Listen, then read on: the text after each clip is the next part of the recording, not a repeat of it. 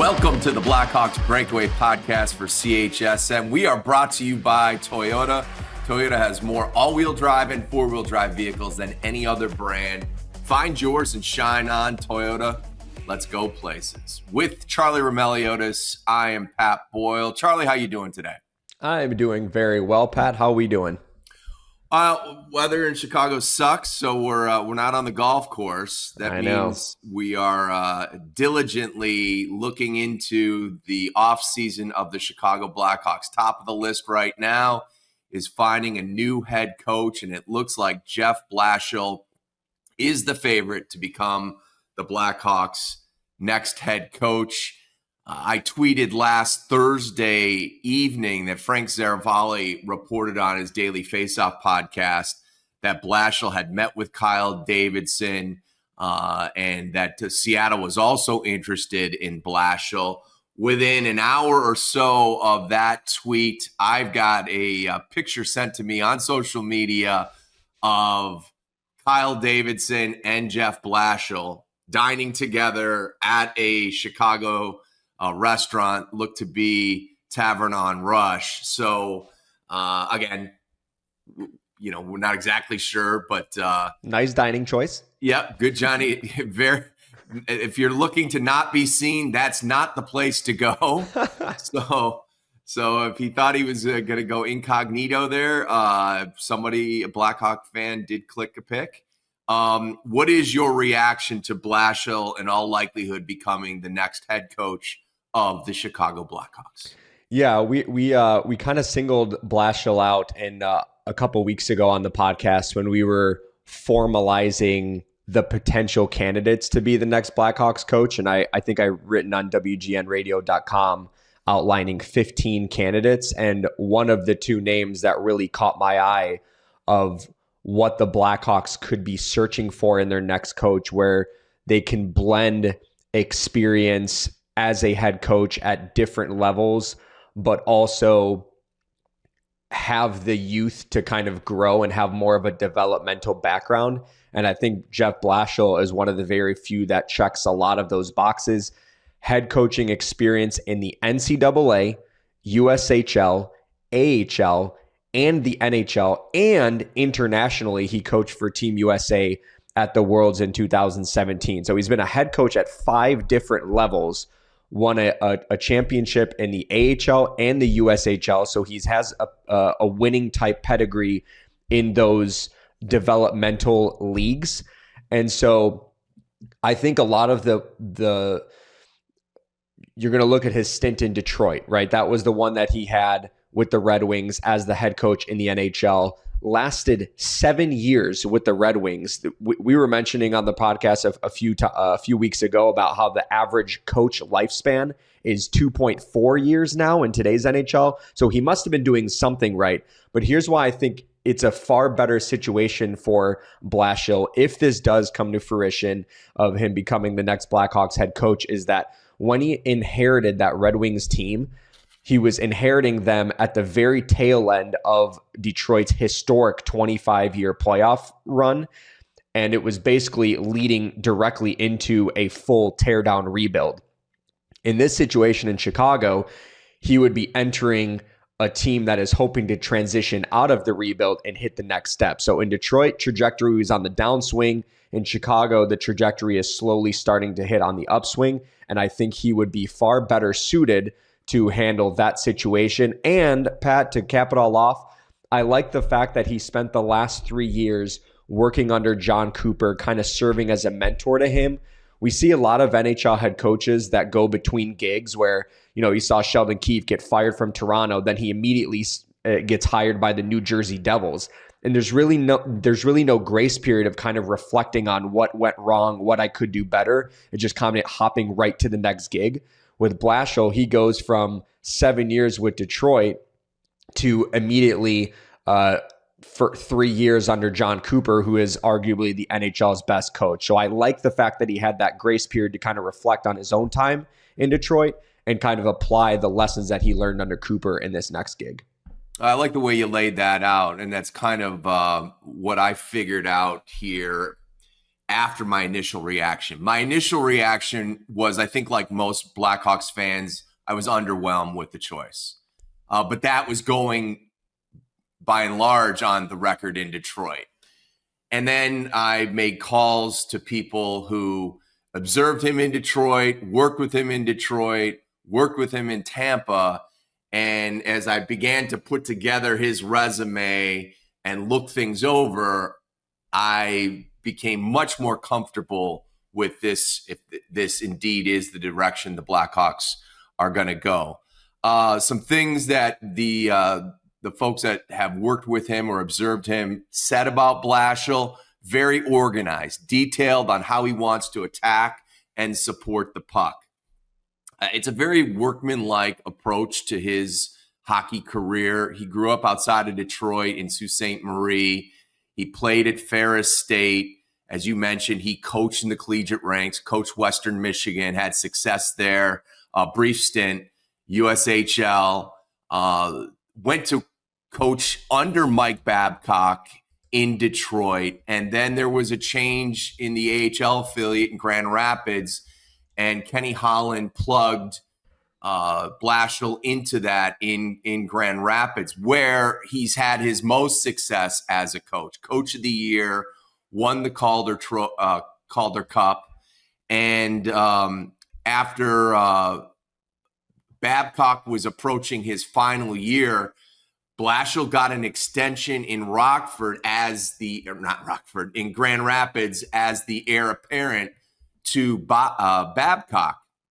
And so then Babcock leaves, they bring Blashill into Detroit. And as you said, difficult time as far as in the timeline of where that franchise was at. Aging veterans on the way out. So he takes over in his first year. They make the playoffs for the last time, in recent memory, 2015. They haven't made it since. And then they begin their rebuild on his watch. And their rebuild, quite frankly, did not go as well as the Blackhawks from a drafting standpoint. They didn't accrue multiple picks in the top 2 rounds, and they didn't get any draft lottery luck. They didn't ever get a number 1, and I don't believe they got a number 2 overall pick either. So they were not, the rebuild, I would say, didn't hit on all cylinders like the Blackhawks did from a draft perspective. And then you talk about him getting the extension. You get an extension in this league. And again, I know they made a change from Kenny Holland to Steve Yzerman, but obviously he was well-liked, and people that observed him in Detroit, regardless of where the team was in the standings, they liked what he was doing with what he had been given that extension. So, and then again, John Cooper, who I think we both agree is one of the best and brightest minds in the National Hockey League, also had kind of a very workmanlike, not too dissimilar to Blashill's rise in the coaching ranks, even in the same state of Michigan.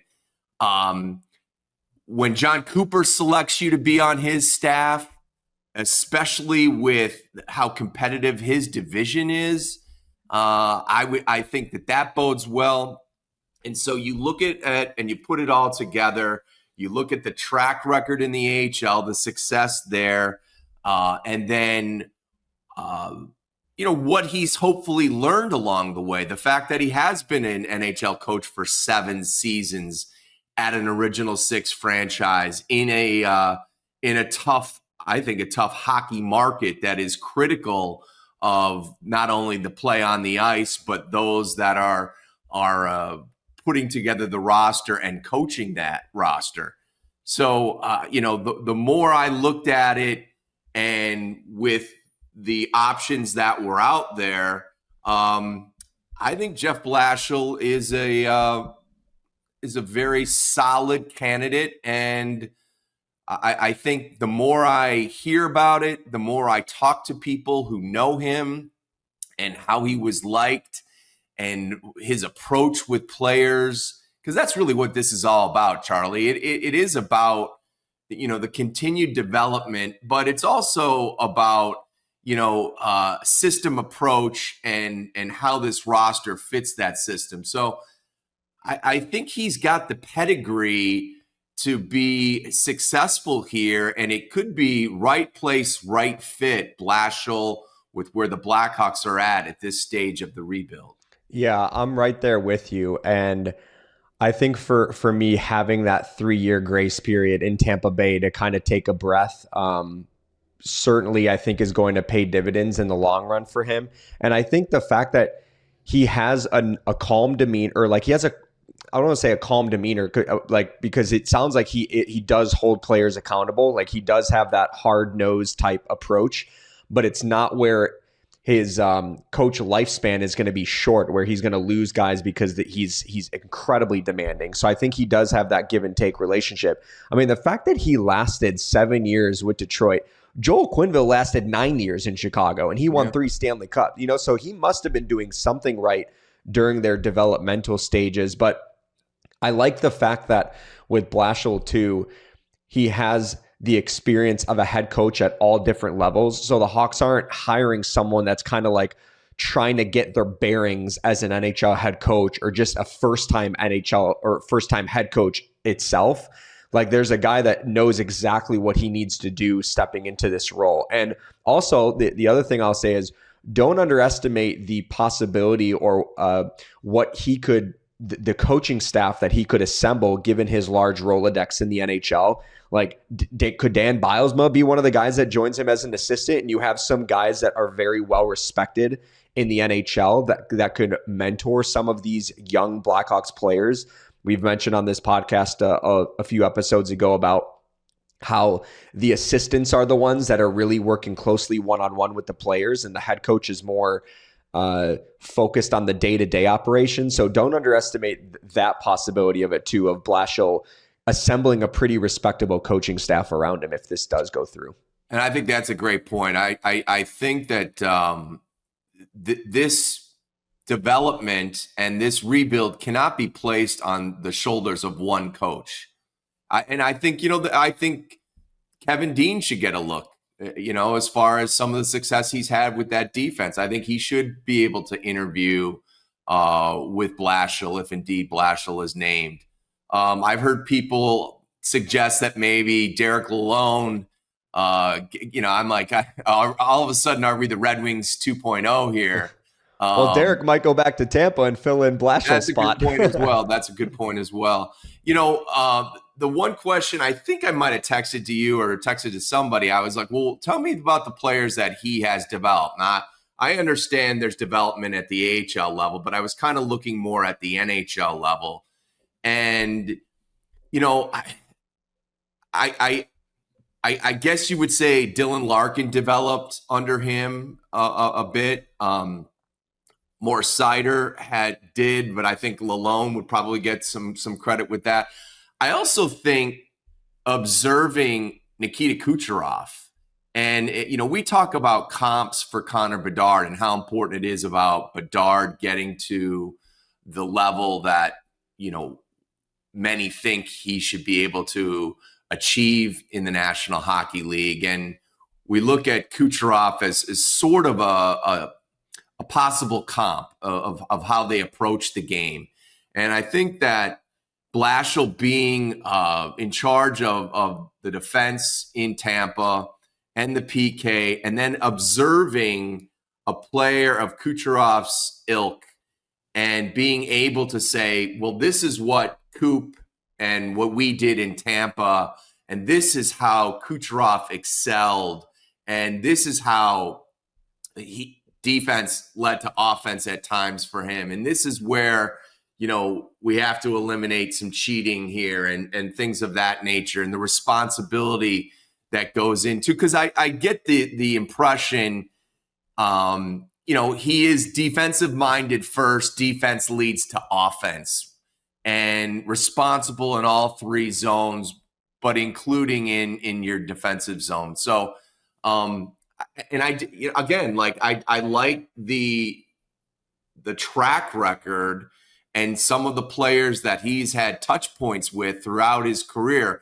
Can I pick one or two that are, the thing that I mentioned about Detroit? They never had a number one overall pick. They never had somebody of Bedard's ilk to say, okay, here's the comp over those 7 years. This is the player they took in year 3 with him, who played a year later or 2 years later, and this is exactly how things have gone. Because I think everybody would say that if you're modeling yourself after the Red Wings rebuild, that hasn't gone swimmingly, and that's not maybe the rebuild. But again, I think there's also reasons for that, as we're trying to allude to as we talk about Blashill. Yeah, off the top of my head, and someone can fact check me on this, but not only has Detroit not really had like a top end draft pick, but I think more times than not, they have actually fallen in the lottery than they actually did stay their own position. So they have really not gotten the lottery luck, because if you look back at some of those, you'd actually, if the Red Wings could say it now, like they'd be happy if they just stood pat in some of those draft positions, and they didn't. The other thing that was challenging for Blashill in Detroit is he was, not only was the roster on the decline, but he was also stepping into the shadows of Mike Babcock. And it was kind of a similar situation that Jeremy Colleton was stepping into here in Chicago, replacing Joel Quenneville. Like, how do you step into a locker room where the guy, Mike Babcock at the time, was very well respected, having won a Stanley Cup with those core players and bringing that championship to the Detroit Red Wings? So it's almost like you kind of had to shed the Babcock shadows, and like he was trying to be his own guy, and it's just really hard to do that. And so, you have a follow-up? Yeah, well, yeah, and it's not just stepping into his shadow. He was an assistant under Babcock before he went to Grand Rapids. So what he knew of an NHL coach was the Babcock approach. And I think we would all agree that the National Hockey League has gone through a transformation with their coaches and their players over the last 5 to 10 years, where that hard-nosed approach, that approach that was acceptable in the 80s, 90s, and early 2000s is different now. The player's different. And so not only was he in Babcock's shadow, but he also had Babcock's playbook, so to speak, of how to do the job. And someone told me part of what he had to do in those first few years is push that aside and become his own coach. And so, again, he's only 51 years of age. We're talking about 10 years ago when he took over in Detroit. So he was 41 years of age. And over the last 10 years, he's had 7 years in Detroit, 3 in Tampa, and now he gets the second bite at the NHL head coaching apple. And I think the Babcock stuff is far in the rearview mirror. But when he got the job initially in Detroit, he was not only in a shadow, but he was also in the routine of what Babcock, how he approached coaching.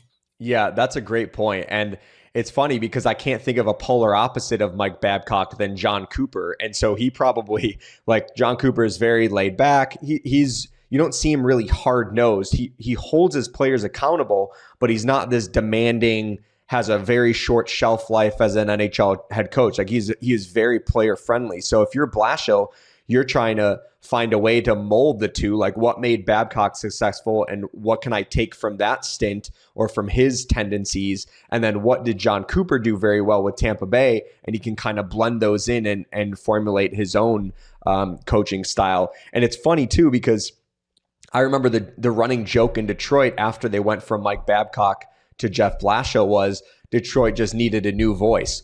Well, if you watch some media scrums and you listen to the way that Jeff Blashill talks, he literally sounds like Mike Babcock. So it's like the joke in Detroit was they didn't really get a new voice because the voice sounds the same. But it was. You can understand that, right? When he was the voice you heard as an assistant, and you get the job, even though you had been in the AHL, you're like, I got to do things the way this guy did it, and look at the success he has had, and maybe he will transfer. What he really needed to do is be his own guy. Right. And by the way, I don't know if you knew this, but Jeff Blashill, he was a goaltender as a player. So he has this unique perspective of seeing things in a different light. Like I always feel like goaltenders have this, they can see things differently because they see the whole ice and how plays are developing. So I think he's going to bring a unique perspective on that front as well. All right, so we're expecting, in the coming days to hear an official announcement. But again, we think all signs point to Blashill becoming the next Blackhawks head coach. We'll see if that comes to fruition. All right, let's talk about some other topics. Let's get into the last round of the Stanley Cup playoffs, Toronto's exit, and the way it happened pretty much guarantees that changes are coming, and probably some drastic changes. I've heard they're trying to streamline the front office there. So Brendan Shanahan might be done in Toronto. We will see. But all indications are with Mitch Marner becoming an unrestricted free agent. Yes, he is probably will go down as the best Toronto Maple Leaf that was born in Toronto to play for that franchise. In all likelihood, he's played his last game with the Leafs. And do you think that is the case? And do you think the Blackhawks will try to sign him this summer? Quick side note, you mentioned that Toronto is going to try to streamline the management process. It's ironic hearing that because that's literally the reason Kyle Dubas left Toronto to go to Pittsburgh, was because there was this order where if he wanted to get stuff done, he had to go up to Brendan Shanahan. Then Shanahan had to go to ownership. Then ownership had to go back to Shanahan. Then Shanahan had to go to Kyle Dubas. And Dubas is like, I need to be able to do this freely. And so that was one of the reasons why they parted ways. With Mitch Marner, actually, first let me say this: very disappointing Game 7 performance by the Toronto Maple Leafs. I have been on the Maple Leafs bandwagon for the last few years, predicting them to kind of get deep into the playoffs because I believe in the core group. And I felt like some of the blame was a little bit overly critical. I thought this team had a different feel around them with Craig Berube. And I was just highly disappointed with the Game 7 performance, to the point where it is definitely time for a change in Toronto. If you told me going into the season, I know Mitch Marner had said, I don't want to talk contract extension during the year. It's going to be a postseason conversation. I thought Mitch was doing that because he knew what he is as a player and he could get what his market value is, even maybe a little bit higher in Toronto itself. But boy, when I saw some of the reports that were coming out during the playoffs, like I think it was Chris Johnston had reported that there's been a growing sense that Mitch Marner wants a fresh start somewhere. I would not have guessed that going into the season. Like I thought Mitch was doing that because he wanted to make sure to show the Maple Leafs that if he went on a deep playoff run, he would be valued at whatever his asking price is. But then I heard Mitch Marner talk after the game, after Game 7. He was kind of speaking in past tense. Like he says, I've always loved it here. Or he said, I always loved being a Maple Leaf, or whatever his phrase was. Certainly makes me feel like he has his eye on free agency. And I would be surprised if he's back with the Maple Leafs. As far as whether Chicago is a realistic option or not, I think for sure they're going to make their pitch. Like, I don't know why they wouldn't. The problem is there are going to be a lot of other teams that are going to want to offer Mitch Marner a significant amount of money. One team catches my eye specifically, and it's Detroit, because it is a team that we were just talking about it. They have lacked the superstar. They're trying to advance their rebuild. And if Marner still wants to be close to home in Toronto, Detroit is right there. Like he'll be able to get out of the spotlight in Toronto, go to a Red Wings team that's looking to get over the playoff edge. And I think Mitch Marner could provide that. I just don't know if Chicago will be able to compete with other teams when it comes to the financials. I just don't know if they'll be able to compete as far as the window that Mitch Marner is probably thinking in his mind. All right, so a lot to unpack here when we talk about Mitch Marner. Nobody's been a bigger fan of his than mine. And I will say it's not often that you get a 100-point player that goes on the open market. It just does not happen for obvious reasons. On a team like Toronto that has, elite talent, but maybe not enough depth, this is where you get the unique circumstance that you may part ways and they may not get a damn thing for a top 10 forward in the National Hockey League, which is crazy. So let's get into the Marner psyche. I'm with you. I think he thought, you know what? I'm going to bet on myself. I'm going to show you. I've been prior to his 100-point season, he was basically a 100-point player the last 3 seasons coming into this one. One year he played less than 70 games, played like 69, but he was well over 100-point pace. So the last 3 years he was a 100-point player. He finally broke the 100-point threshold this year. You could say he was the best Leaf throughout the season, at least from a forward perspective. Yes. And when they come to him with the draft, with the trade prospects of acquiring Mikko Rantanen from Carolina at the time, and Carolina had gone to Toronto. They wanted Matthew Knies first. They rejected it. They then said, okay, we'll take Mitch Marner. Marner has a no trade. They go to Marner and Marner says, no, I'm not going to waive my no trade clause. Think of what that would do to you heading into the last month and a really important inflection point on the Maple Leafs franchise trajectory. This was you brought Berube in, you knew that Marner was going to be up, you knew that Tavares is going to be up. There's been for the last few years that they were top end heavy with elite talent and not enough guys that played within the inside the dots and had that edge to their games like the Kachucks, and Sam Bennett's and others. So going into the last month of the season and the postseason, you've already had your employer come to you and say, we're willing to part ways with you. Even though you've done this, and you could argue you've been our best player this year, we're willing to give you up for Mikko Rantanen. And look, I get that. From the Leafs perspective, they had every right to do that. And you needed the player's approval to do the deal, so you had to go to him. It's not like you could try to do this behind his back. So he rejects it. Rantanen goes on to Dallas. The rest is somewhat history. But then he goes into the playoffs. I thought he was the best Leaf in the Ottawa series. He had, I think, 8 points in the 6 games of that series. He ends up with 13 points in 13 games. To put the blame on his shoulders for the Leafs' exit against the Florida Panthers in 7 games, but to put it solely on him is, I think, reckless and it's unwarranted.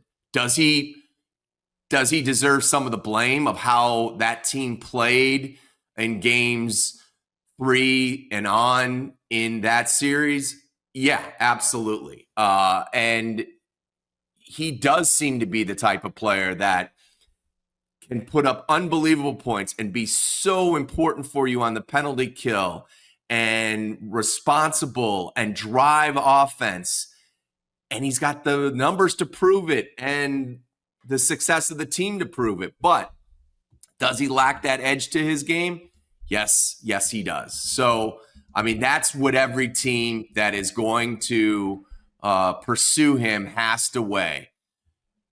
They know what regular season Mitch Marner is, and they've got a pretty good idea of what playoff Mitch Marner is. Playoff Mitch Marner puts points up at times, but when the games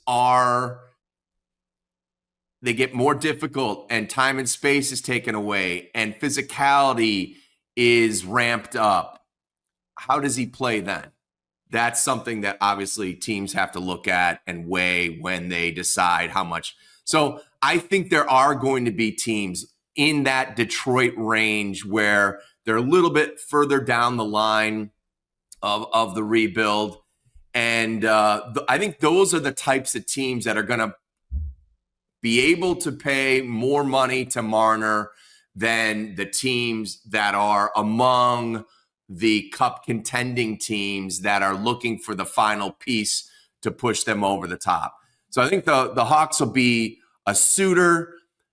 The more I sit back and look at it, I probably, and we'll get into it because we've got plenty of time before July 1st, but there are probably better types of players that the Hawks could go after in free agency and a better use of their money to augment this roster in ways that they might have some deficiencies in. So long story short, I think Marner gets too much of the blame for the Leafs and their second round exit. I think he's a hell of a player. I do think he lacks edge to his game, and that is amplified when it comes to the playoffs. I do think the Hawks will be a suitor, but I don't think he'll end up landing here in Chicago. Yeah, I actually, it feels like Austin Matthews deserves more of the blame than anyone on that core roster, more than Mitch Marner, because if Matthews is frequently in the conversation with McDavid and Draisaitl and McKinnon and Makar, and all four of those players that I mentioned seemingly become better in the playoffs than they are in the regular season. Whereas it's kind of different for Matthews, where he's an incredible top 5 player. You can even argue top 3 player in the NHL during the regular season, but I haven't seen him impose his will on the playoffs. And so I don't know why Mitch Marner is always the one that gets the flack. I understand it because his game, the rink shrinks in the playoffs. And so that's when things get tighter and maybe, and he's got some bad turnover. But people gravitate to those mistakes. And again, they are mistakes. I'm not pretending they didn't happen. But if you're in the Mitch Marner soft camp and you can't win with Mitch Marner, you gravitate to that play and you somehow forget that he had a point per game in this Stanley Cup playoffs, which we all look at as kind of the bar of someone who's like, he's had the opposite postseason as Rantanen. Rantanen, unbelievable with the hat tricks in consecutive periods. But Rantanen was not a factor in the first round of the playoffs. Right. Marner was arguably the best player in the first round of the playoffs. And then they switched roles in round 2, and everybody thinks Rantanen is the second coming, and rightfully so. The numbers bode well, but it's also time and place. Right. I saw the Matthew Tkachuk was on the Spit and Chicklets podcast right after they won Game 7, and I saw the clip going around of him talking about how he feels bad for the Maple Leafs because he's like, we don't have to deal with the pressure that they're dealing with. Like they go on a losing streak and you don't hear about it in Florida. But if you're on a 3-4 game point drought in Toronto, you can't even go to the grocery store without fans like heckling you. And so I think Mitch Marner is a guy that he has cared so much about being a Toronto Maple Leaf, being the kid that grew up there, that it's so hard for him to avoid it. I mean, here in Chicago, like I know it's a big market, but it's not on SportsCenter all the time. It's not on the radio talk shows. You're able to go to the grocery store and do your thing in Chicago, kind of away from the spotlight. In Toronto, I mean, you are constantly asked about it. You can't walk your dog without being stopped by fans. So it's a really different market as far as like I'm thinking like Toronto and Chicago, both big markets, but it's just not the same level as far as attention. And then you add Florida into the mix, and it's just like the Florida Panthers don't have to deal with any outside noise just because of where they're at. And so I think Mitch Marner would thrive much better in a smaller, quieter market where he can actually be a normal human being outside of hockey. Yeah, look, I think the history of the Leafs is a huge anchor on not only the fan base but on that franchise, and it's a real thing. If people say like, how can you blame what happened in the 80s and 90s on what's happening to the Leafs in 2025? And by the way, they've made the playoffs now every year since 2017. In the early 2000s, the Leafs fans would have taken that. They just expected the next step. This team looked to be, with the players that they had, on a trajectory that the cup was inevitable for them to win. But we all see when, especially in their own building, when they go down in games, the history of this franchise just takes hold of Scotiabank Arena and pulls it down. And I think, one thing we saw in the Four Nations was how calm Team Canada was in the rematch against the U.S. and how they weren't going to let what happened in round one necessarily repeat itself in the second and final meeting.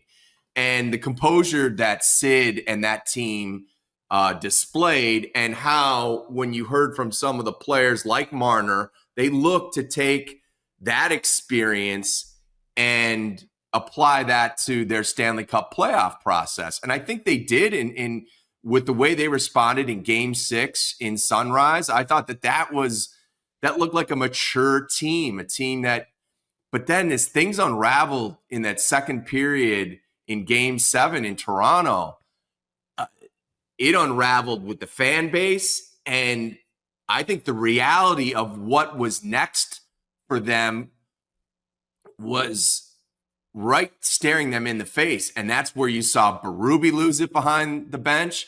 And you saw Marner, who doesn't usually bark, like he went off. Yeah. And I think that was a foreshadowing of what everybody knew once this game got to be, 3-1 or a 4-1 game. Like this was over, and everything, the avalanche is coming, and it's already starting.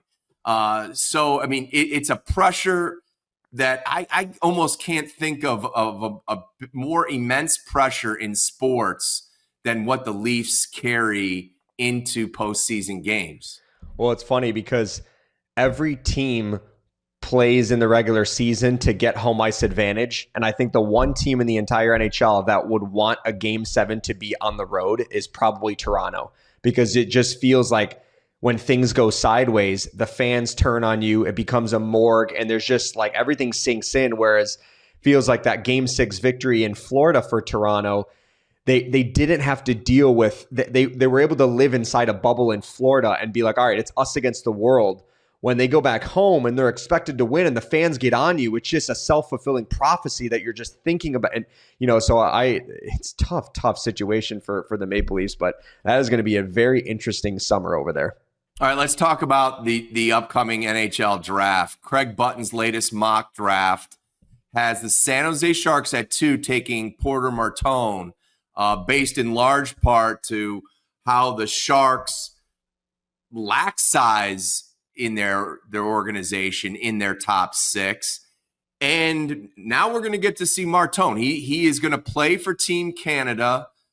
There's been an injury, I think, to Bo Horvat, so he is out the rest of the way. Martone is going to take his spot in the lineup. We'll see if he plays with Macklin Celebrini. That would be a great litmus test for the Sharks to see just how that combination could work. They've already gotten to see a bit of it in practice and I believe in exhibition games. So how realistic are the chances that San Jose takes Martone And would Michael Misa then become the slam dunk pick for the Blackhawks at 3? Yeah, so we had Corey Pronman on our last podcast, and he kind of floated the idea that it's not necessarily a slam dunk that Michael Misa is going to be the second overall pick to San Jose, even though that is the fair consensus, or like among pundits internally around the league. It doesn't feel like that way. Having said that, I still would be shocked if San Jose did not take Michael Misa. And it feels like if Porter Martone doesn't go to the San Jose Sharks, like he could very realistically fall to like 5, 6, 7. Like I don't think it's a guarantee that he's going to be taken inside the top 4, because we heard even Corey say that Utah sitting at number 4, they had 5 or 6 scouts in attendance to watch Caleb Denoyer in the queue. And so I think if Denoyer is there at number 4, Utah is going to take him there. So like Martone is kind of a very interesting prospect in this draft, because he can go as high as 2, or he can fall as low as 6 or 7 in this draft class. So we'll see what happens. I think if Misa does fall to Chicago at 3, I think he would probably be the pick. But if not, it'll be interesting to see where the Martone slide goes, because I don't know internally behind the scenes how some teams can think he could be the number 2 pick, but then he can slide all the way to 6 or 7. Like I'm not sure. That's why I think this World's Champion tournament is huge for Martone. If Martone, and again, we try to say we're not prisoners of the moment, but when you're trying to compare what a player does at the OHL level and their 60 goals or what have you there, and how that's going to translate to the National Hockey League, what better way than to watch them perform against top-end NHL talent in a tournament form, whether it's fair or not. I think if Martone has a really good showing the rest of the way for Team Canada, I think he'll lock himself into, a top 4 pick. I don't think the slide will be immense. Now, in all honesty, if he doesn't comport himself on the ice in a fashion that looks like his lack of speed is exposed, then I do think a slide could happen. So I think if you've got a Canada game on the horizon and you want to take a look at it, watch Martone's play. I think that's going to have quite a bit of, let's say, finishing touches on a lot of draft rooms of where they finally slot Martone on their draft board. Yeah, it could. And I think this late in the game, though, Martone is probably going to be in more of a depth type role and not necessarily playing high in the lineup. So it'll probably be hard for him to make that sort of impact to really sway his stock. For me, if San Jose doesn't take Martone, I think he's going either 5 or beyond. Like I don't think he's going 3 or 4. And so it really comes down to San Jose and whether they're pot committed to Michael Misa, or if they wanted to add a different element of a player up front with the physicality in Porter Martone and taking him at 2. So we'll have to see. And by the way, I want to clarify something. The last podcast, I said Ryan Warsofsky is the coach for Canada. I meant the coach for Team USA, but he is there in that little bubble. So you got feedback from Warsofsky with Team USA playing against Martone in the next coming days, depending on how they align. And then you have Macklin Celebrini also being teammates with Martone in this final stretch here for Team Canada. All right. Any takeaways from Rockford's exit? They lose in game 5 of their best of 5 matchup. Did you have any kind of takeaways from those 2 rounds? Yeah, that did really disappointing finish for Rockford, because they held a 2-0 series lead on Milwaukee and then lost 3 straight in the division semifinals. So I don't think I think after they go up 2-0 on Milwaukee, they probably are thinking deep postseason aspirations. And for them to lose 3 in a row, I think was a little bit disappointing. But I think the valuable thing for the Blackhawks prospects is they were able to experience what postseason hockey tastes like. They won a round. They went deep into the second round or in the division semifinals. And so I think a lot of those players most notably Artem Levshunov, was able to get some valuable experience. It did sound like Levshunov was kind of hitting a wall towards the end with all the hockey that he played, so this might not be the worst thing if you're Chicago kind of looking ahead to next season.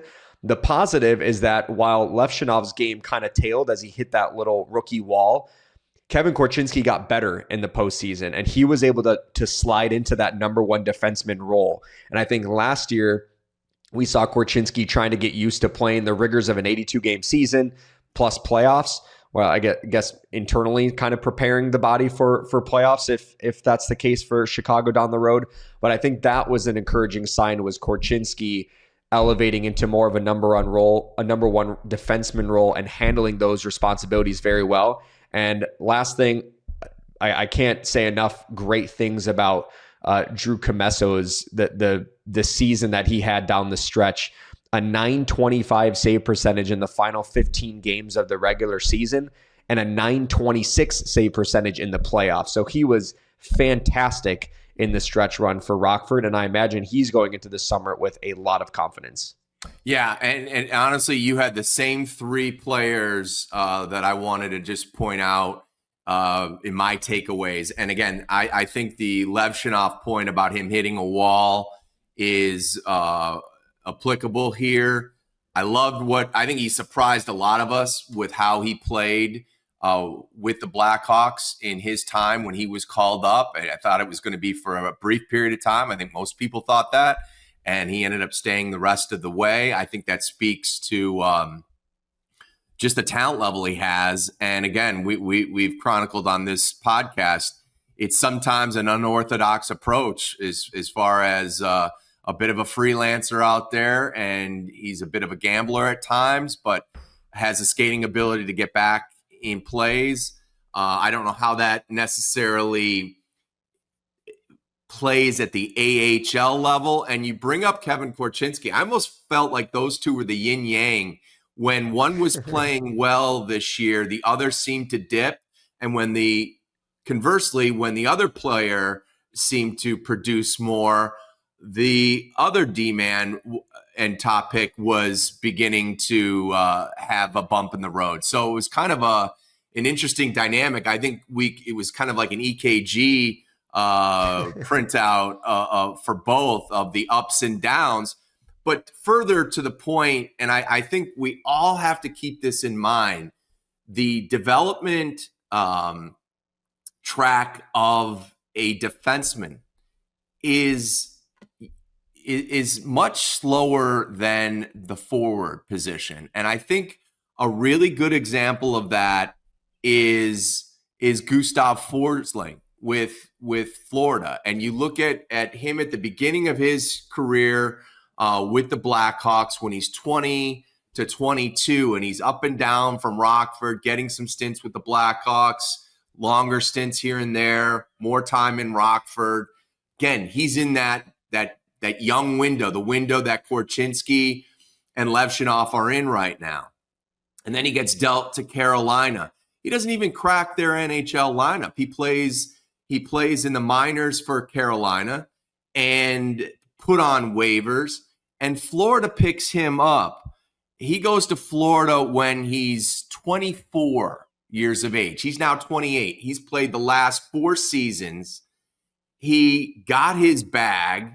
He has been in a top pairing situation, obviously with a great player too, in Aaron Ekblad, but he's also looking at being in the Stanley Cup final for, the third consecutive year and possibly win the cup for the second straight year and being an integral part of that. And I just think it's a good reminder. And again, we can talk about Duncan Keith's development and how long he was in the minor. We can use different players at different times, but that one's just fresh in my mind of, again, like, you may have had your decision of what Forsling was at age 22 or 23, and Carolina and Detroit and the Blackhawks did. And here was this team in Florida that said, you know what? We see some traits, and it's paid off dramatically. Yeah, that's definitely fair. I think there also is something to be said, though, about just sometimes those change of scenery type moves really does benefit a player. And like we were just talking about Mitch Marner, how he might thrive in a quieter market. I wonder, like with Forsling, he had kind of these expectations with the Blackhawks, then goes to Carolina, doesn't fit in there. Then he goes to Florida, where Florida wasn't Florida at the time that he went there, but it was such a quiet market and he didn't have any expectations. So then when he's playing above those expectations and kind of getting his confidence back, he's doing so away from the spotlight. And so I think, but it's a great point though, that you bring, like you don't want to give up on players too soon, and then you risk having a guy like that could develop into a player that plays a significant role just because you kind of lost patience.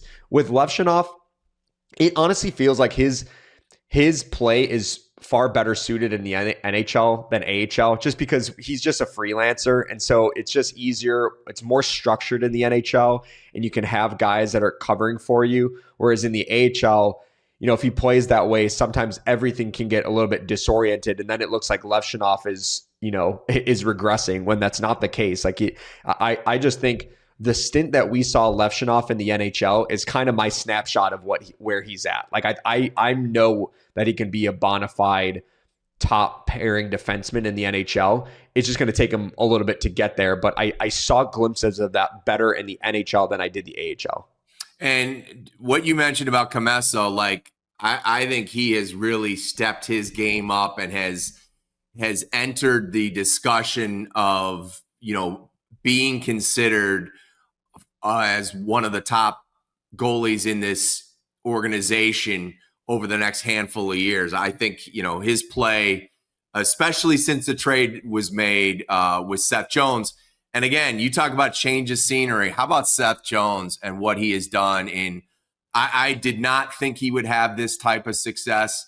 It does go to show you that, when the stakes are raised too, a player can raise their level of play. It also can show you too as well when you're slotted into. Now, and again, when Ekblad was out with the suspension, he handled himself very well. But in a second D pairing role, he has completely excelled. Maybe played his best game as a pro in Game 7. I did not see this Seth Jones, and I understand that like the landscape was completely different in his time here in Chicago, but kudos to him. Like, and you talk about the pressure that one feels playing in a market like Toronto, and the lack of pressure of playing for a Stanley Cup defending team. It may not have been a better place for him in the National Hockey League to step into than Florida.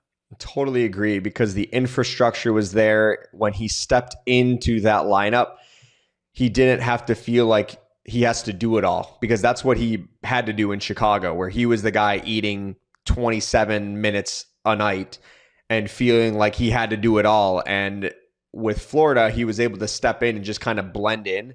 And I totally agree with what you're saying. Like, he is perfect for that second pairing role, right side. I know his minutes are higher than a lot of the players there, but when he's slotted and doesn't have to feel like he has to be the guy eating all those minutes and being the bona fide number one, with Ekblad kind of manning the right side and then being like the 1-2 punch on that right side, I think happy to see him have the success that he's having so far in Florida. And it was cool to see him play such a significant role in the Game 7 victory that eliminated Toronto. All right, so let's quickly talk about the conference finals predictions. I went 3-1 in the previous round. I did not have Washington getting beat by Carolina. How did you do in the last round? I think I went 2-2. I missed the Toronto one, and I had Vegas over Edmonton. Okay. Yep. So we move on now to Florida and Carolina. They are in action on they're tonight, right? Yep. Oh, okay. Kind of bizarre, Pat. The Toronto Maple Leafs and Florida Panthers game was on Sunday, and the Dallas Stars played on Saturday, and Edmonton hasn't played since, I think, Wednesday. Yeah. So it's like, why is this series starting before the Edmonton Dallas? I'm not sure. Building availability? I don't know. Could be. So who do you like in the Florida Carolina matchup? I think Florida is going to take it. I thought at some point they would run out of gas, and I don't like the fact that the second round series with Toronto went a full 7 games, where Carolina has kind of been resting a little bit and being able to get their fresh legs. But I just think I don't see any signs that they just have the moxie to like get through opponents like Carolina, and Carolina is going to give them fits with their speed. But I just think Florida is going to be able to impose their will more than Carolina is going to try to impose their will on Florida, because Florida will make you play their way. I'm not sure Carolina is going to force Florida to play their way. And so that's why I'm going to go Florida in 6. Yeah, I'm going to go with Florida as well for many of the reasons that you just mentioned. I love everything about their team. It's just it's a really fun playoff team to watch. I don't think Tkachuk is close to 100%, but man, he's making his presence felt. Brad Marchand has been Brad Marchand, and I mean he's been fantastic for that team. And I think Bob, while Freddie has played really well for Carolina, I do believe that Bob is finding his rhythm, and I'm going to take Bobrovsky as the better netminder in that series, and so I like Florida in 6 games as well. Oilers and Stars. Stars have had it's been an impressive run for them. Heiskanen just played his best game. He's getting better. Robertson seems to be getting better as the playoffs get deeper. What can you say about Ottinger? He has been fantastic. People say that right now this is the deepest Oilers team. That might be the case. I like Dallas in this one. I think they've had the more difficult path to get to this point. The fact that they've come out on top just shows me the caliber of this team. And so I'm going to take the Stars in 6. This feels like as close of a coin flip as it gets between Edmonton and Dallas. I'm going to go the other way and say Edmonton in 7, mainly because the fact that they made quick work of Vegas and in 5 games, I think that is a crucial part of Edmonton going into the next round feeling very fresh. In 2015, when the Blackhawks won their third Stanley Cup in 6 years, they swept Minnesota in the second round, and I think they had like a 9-day break. I think if you want to win the Stanley Cup, you have to have at least one round where you win in 4 or 5 games, because I just think it's such a difficult mental and physical toll in the playoffs. And the fact that Edmonton was able to do it in 5 games against Vegas, Dallas played on Thursday, Edmonton played on Wednesday, and then Dallas had to play the game 6 on Saturday. So like Edmonton's been sitting here for a week resting up. And Matthias Ekholm practiced in full yesterday with the team on Monday. So it feels like he could potentially be ready to go for game 1 or 2. Like it sounded like he was more of a mid-season return or mid-series return.